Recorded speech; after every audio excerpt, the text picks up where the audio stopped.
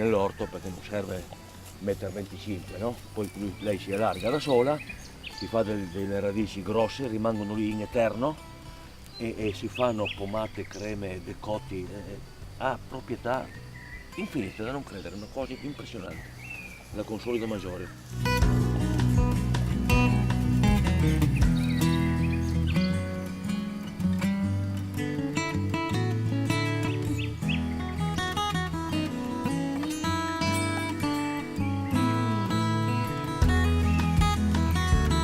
Come tutte le piantagini, piante molto buone, la bontà della piantagine però solamente queste foglioline qua, le foglioline giovani, tritate come il prezzemolo, finissime, finissime, finissime, e messe alla fine del risotto, no? Quando fai il risotto. Vuol dire mantecare, che vuol dire riempire dentro burro, panna, formaggio grana, cioè butti di tutto e di più.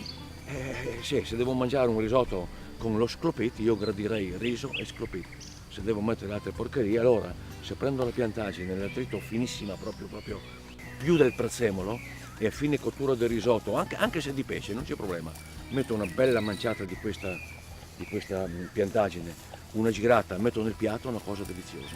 Come pure nelle zuppe di verdura, uguale, la zuppa di verdura, per buona che sia, con le tue verdure dell'orto, quando spegni il fuoco dopo che è cotta, una manciata di piantagine è una cosa deliziosa. Poi cosa si faceva anche, per esempio, con la piantagine? Cammini nel bosco, a parte che nel bosco personalmente c'è sempre il coltellino, chi ha passione, no? Dunque ti pungi un'ape, la prima cosa che fai, spremi le foglioline che butti fuori quel po' di sughetto di umido che hanno, lo applichi immediatamente sulla puntura e elimina immediatamente l'effetto del veleno, cioè si blocca l'effetto del veleno. Okay. Questo è sicuro. Come si fa? Con un coltellino, basta appoggiare una cosa fredda e si elimina.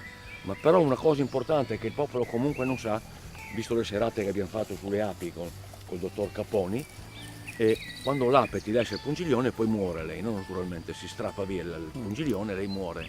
Ma il veleno non va dentro subito tutto, il veleno viene pompato ancora per un po' di secondi, perché c'è questo organo che pompa dentro il veleno. Allora se non ci facciamo beccare dal panico o il coltellino o un'unghia, no? Se c'è dove vedi il pungiglione lo si tira via immediatamente, ecco che almeno entra solo una piccola parte di veleno.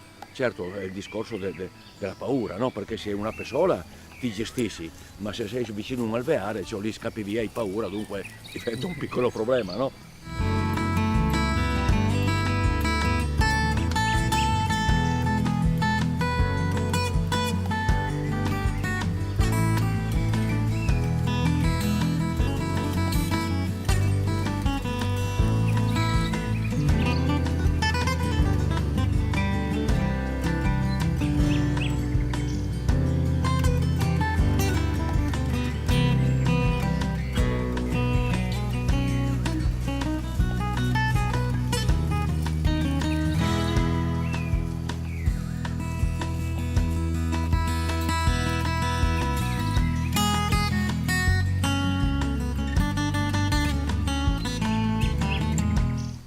Ecco, questa è un'altra delle piante commestibili, perché è molto importante, o nei libri o quando si sente parlare, piante medicinali, è un discorso medicinale. Piante officinali non vuol dire che si mangia tutto, perché sono piante officinali, abbiamo visto prima il colfico che è mortale, da cui si estraggono proprietà officinali, dunque perché siano commestibili deve essere scritto mangerecce, deve essere scritto piante commestibili. Questa è una pianta commestibile e anche questa ha un leggerissimo odore, se vogliamo dire sgradevole, appena impercettibile, insomma, ecco. Però è molto buona, è la podagraria, è una foglia che diciamo si riconosce bene perché non sono tante foglie strutturate come questa, basta avere un piccolo accorgimento, quando si taglia si sente subito un odore, come per esempio le cose che ti vengono su camminando, no? E nell'aglio ursino, cammini nell'aglio ursino, dopo qualche minuto che cammini senti un altissimo odore di aglio, dunque vuol dire che stai camminando nell'aglio ursino. Come un'altra pianta che da noi qua non c'è, ma basta alzarsi appena provviste giuste di l'altro Chialmenis, dunque che non è altissimo, beh sono 700 metri, insomma sì. Là trovi una pianta la Poseris fetida, il nome fetida già ti sembra chissà che, in realtà è un'ottima pianta e camminando sopra tu senti un buonissimo profumo di patata lessa. Proprio la pianta è molto buona, no? Anche se chiamata Aposeris fetida, e sono queste cose chi le ha inventate, purtroppo chi le ha trovate, chi gli ha dato il nome, e purtroppo le ha dato questo nome, no? Dunque sono molte piante che hanno un nome che poi i nomi scientifici latini, che in tutto il mondo sappiamo che cos'è, spesso i nomi scientifici non hanno dal latino, no? Dalla traduzione, non hanno niente a che fare con l'erba perché purtroppo non vale proprio in questo motivo, però diciamo che almeno conosciamo con precisione la pianta, che non è cosa da poco. Sì, è buono, una bella piantina, un bel mazzetto, naturalmente si elimina, ecco la parte, no? Consiglio sempre di non strappare mai le piante, se possibile tagliarle, perché tanto il gambo se è legnoso, inutile che ce lo mangiamo, dobbiamo buttarlo via. Allora è meglio lasciare la pianta nel bosco, anche se tagliamo le foglie rimane sempre la pianta madre e quella continuerà la vita, dunque sempre attenzione.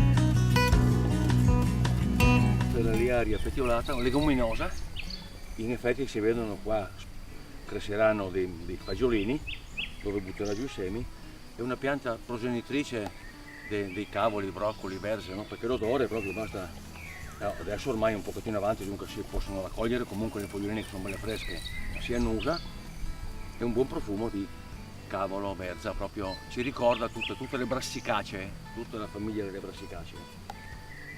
Molto buona anche cruda, buonissima anche cruda la fogliolina, proprio che rimane un buon gusto in bocca, molto buona, fa di bei fiorellini bianchi, dura poco purtroppo perché è velocissima, no? Cioè lei cresce quando è bella che dovresti raccogliere, dici ah bene la raccolgo domani, vieni domani ormai già quel fiore è finito, finita la raccolta, no? Però diciamo che si può mangiare ancora.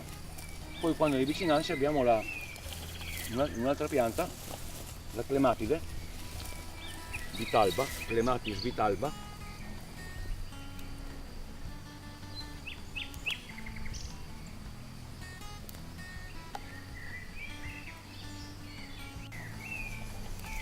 diciamo che è l'unica liana che abbiamo in Europa. Quelle liane che si trovano quando si va a camminare nei boschi è questa. La pianta è tossica, però viene mangiata regolarmente solamente la parte centrale, diciamo che le foglioline già si tralasciano perché sono tossiche, si stacca e anche questa viene chiamata in friulano erroneamente spark, che non ha niente a che fare con gli asparagi.